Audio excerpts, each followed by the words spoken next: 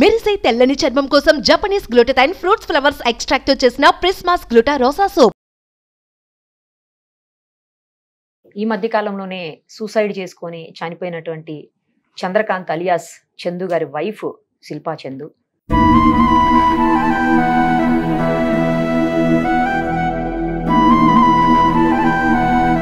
Thank you so much. ఇక్కడ దాకా మీరు ఆమె కోసమే ఇంత దూరం వచ్చారు. Thank you. ఇదిగోండి సుమన్ టీవీ నుంచి చాలా ముఖ్యమైన వ్యక్తి దొరరాజు గారు. ఆ పిల్లలిద్దరికి తప్పకుండా మీరు ఎడ్యుకేషన్ అందించండి సార్. వాళ్ళు ఎంతవరకు చదువుకుంటే అంతవరకు అందించండి. నీకు చాలా థ్యాంక్స్ నిరుపమ.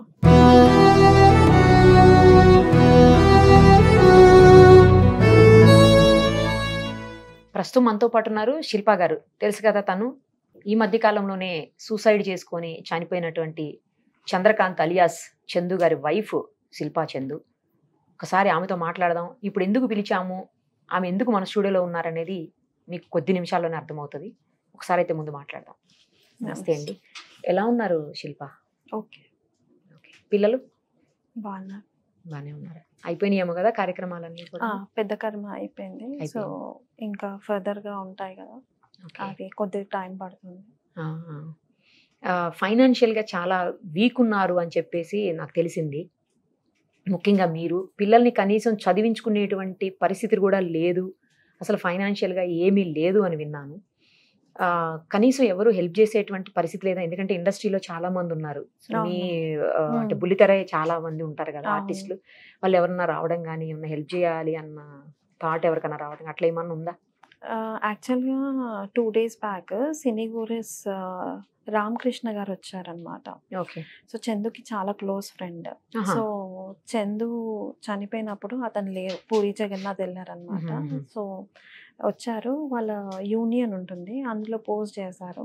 ఏదో మినిమల్ ఆర్టిస్ట్లు జస్ట్ రియాక్ట్ అయ్యారనమాట.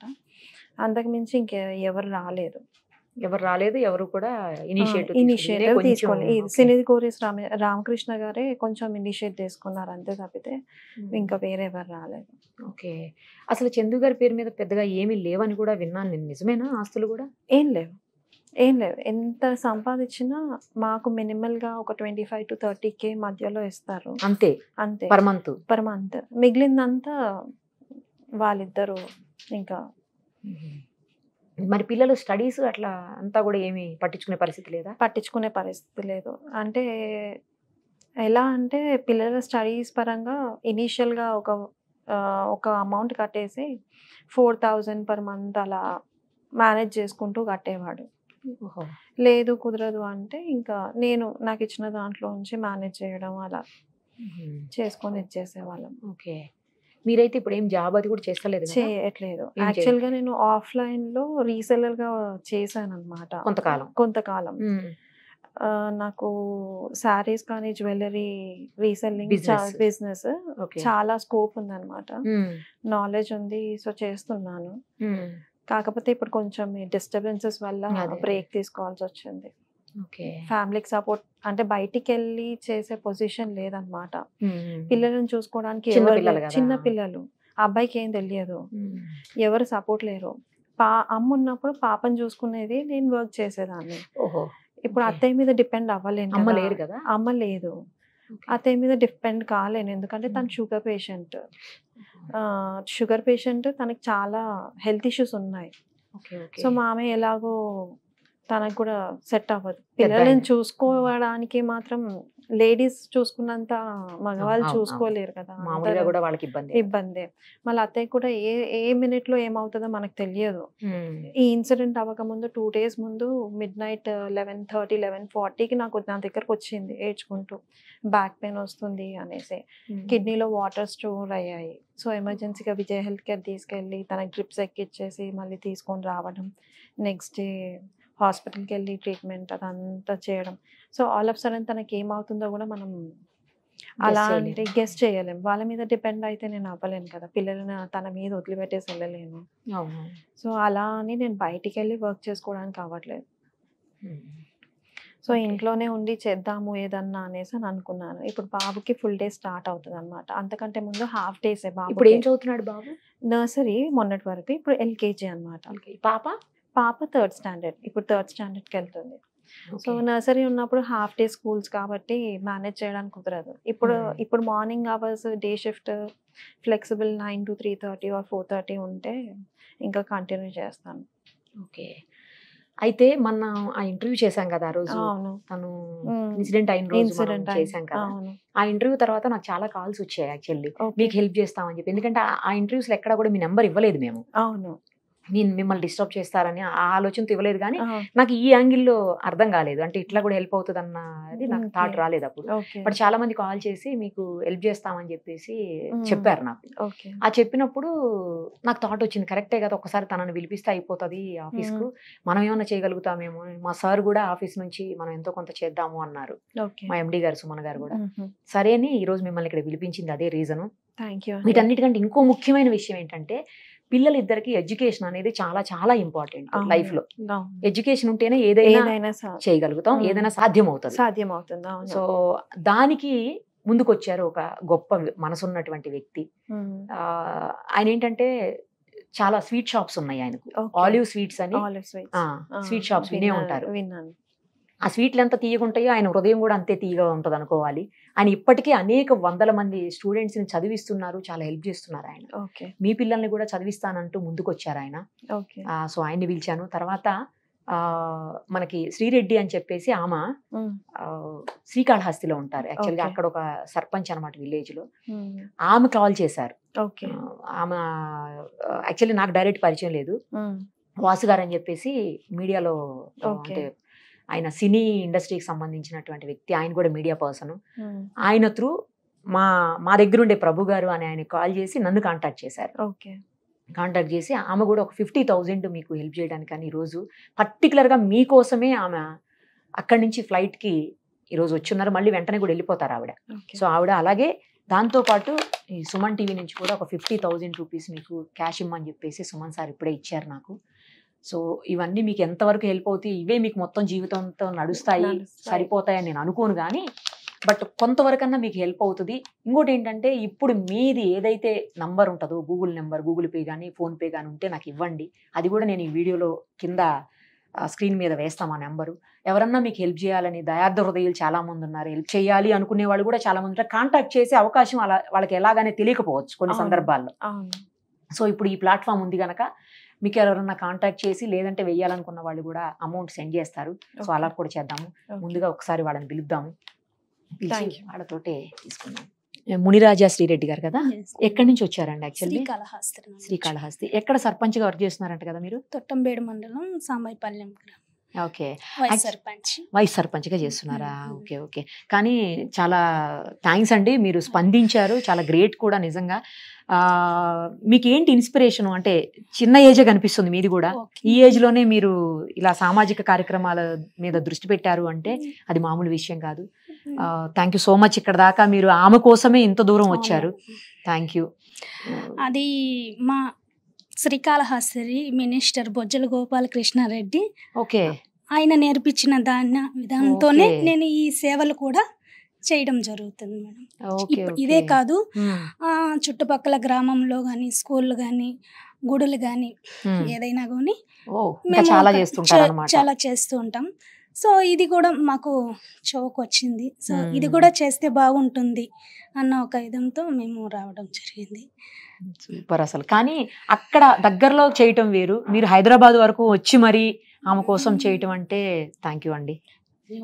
అట్లనే కాదు మేడం, సో హెల్పింగ్ చేయాలనిపించింది కాబట్టి, చిన్న పిల్లలు ఉన్నారు, సో కాబట్టి అలాగా మనసు ఉండలేక. ఓకే, థ్యాంక్ యూ అండి, థ్యాంక్ యూ.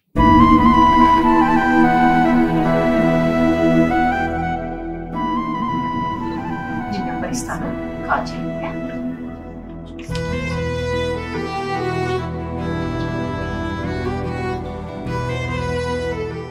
ఇదిగోండి, సుమన్ టీవీ నుంచి సారీ ఇమ్మన్నారు 50,000 రూపీస్, అది కూడా ఆమెకి ఇప్పుడే ఇచ్చేస్తున్నాము.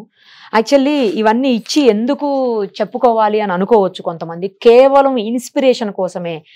ఎవరైనా చూసి స్పందించాలని హృదయం ఉన్న వాళ్ళు స్పందిస్తారన్న ఉద్దేశంతో చెప్పడం తప్పించి వేరే ఏం కాదు ఇందులో. నెక్స్ట్ చాలా ముఖ్యమైన వ్యక్తి దొరరాజు గారు. ఆయన అసలు నిన్నటి నుంచి నేను రాను కెమెరా ముందుకి, నన్ను పిలవకండి అమ్మా ప్లీజ్, నేను సాయం చేస్తా, మీరు ఏం చెప్తే నేను అది చేస్తా, కానీ నన్ను మాత్రం పిలవకండి అని రిక్వెస్ట్ చేస్తుంటే నేను ఆయన పదే పదే చాలా అంటే చాలా ఫోర్స్ చేసి ఈరోజు ఇక్కడికి రప్పించాను. ఎందుకంటే ఆయన చాలా కార్యక్రమాలు చేస్తున్నారు, సేవా కార్యక్రమాలు. ఇది ఒక్కటి కాదు, ఇంకా అనేక కార్యక్రమాలు చేస్తున్నారు, ఎంతో మందిని చదివిస్తున్నారు. ఆయన ఇంకా కొన్ని వందల మందికి ఇన్స్పిరేషన్ కావాలి, అదొక్కటే నా ఆలోచన, ఇన్స్పిరేషన్ కావాలి. ఆయన చూసి మరికొంతమంది ముందుకు వచ్చే అవకాశం ఉంటుంది అన్న కేవలం ఆ సదుద్దేశంతో నేను ఆయన ఇక్కడ పిలిచాను. ఆయన అప్పటికి వెనక్కి వెళ్ళిపోతూనే ఉన్నారు ఇప్పుడు కూడా. బట్ నేను ఆయన అయితే ఖచ్చితంగా స్క్రీన్ ముందుకు తీసుకునే వస్తాను ఇప్పుడు. సార్ మీరు రావాల్సిందే, తప్పదు, రండి. చాలా గొప్ప పని సార్, ఎందుకంటే ఎడ్యుకేషన్ అనేది చాలా చాలా చాలా ఇంపార్టెంట్. అసలు అది లేకపోతే ఏమీ చెయ్యలేము. అలాంటి చదువుకి మీరు సాయం చేయడానికి ఆ పిల్లలిద్దరికీ కూడా ముందుకొచ్చారు. మీకు నిజంగా చేతులెత్తి ధన్యవాదాలు తెలియజేస్తున్నాను sir. Thank you for giving an opportunity అండి. ప్రతి సంవత్సరం 10వ తరగతి విద్యార్థులకి గవర్నమెంట్ స్కూల్స్లో చదివే వాళ్ళ కోసం ఒక కార్యక్రమం నిర్వహిస్తాము. ఓకే. గత 10 సంవత్సరాలుగా నిర్వహిస్తున్నామండి. గవర్నమెంట్ స్కూల్స్లో 10 out of 10 వచ్చిన వాళ్ళకి ₹1,00,000 క్యాష్ రివార్డ్ అనేది మచిలీపట్నంలో గత 10 సంవత్సరాలుగా నిర్వహిస్తున్నాం. అది ఆలివ్ మిఠాయి అకాడమిక్ ఎక్సలెన్స్ అవార్డు ద్వారా ఇస్తాం అనమాట.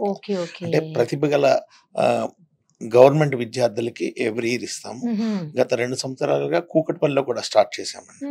కూకట్పల్లిలో 14 స్కూల్స్ అడాప్ట్ చేసుకున్నాము. 14 స్కూల్స్ లో మిషన్ 10/10 అనే ఒక స్కీమ్ రన్ చేస్తున్నాము. ఎవరైతే 10కి 10 మార్కులు సాధిస్తారో వాళ్ళకి ₹1,00,000 క్యాష్ రివార్డ్. ఎంతమంది ఉన్నారండి? ₹1,00,000 క్యాష్ రివార్డ్ అనౌన్స్ చేసాము. లాస్ట్ ఇయర్ ఇద్దరికి వచ్చింది 14 స్కూల్లో. వాళ్ళిద్దరికి కూడా ₹1,00,000 అవార్డు ఇచ్చాము.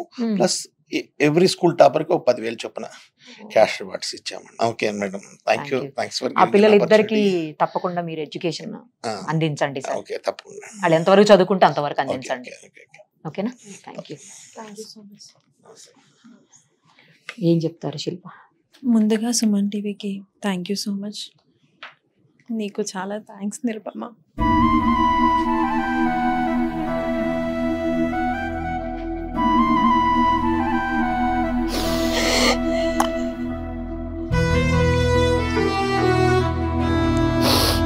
శిల్ప, ఇప్పుడు దాకా ఏడుస్తూనే ఉన్నావు. ఏడవకు.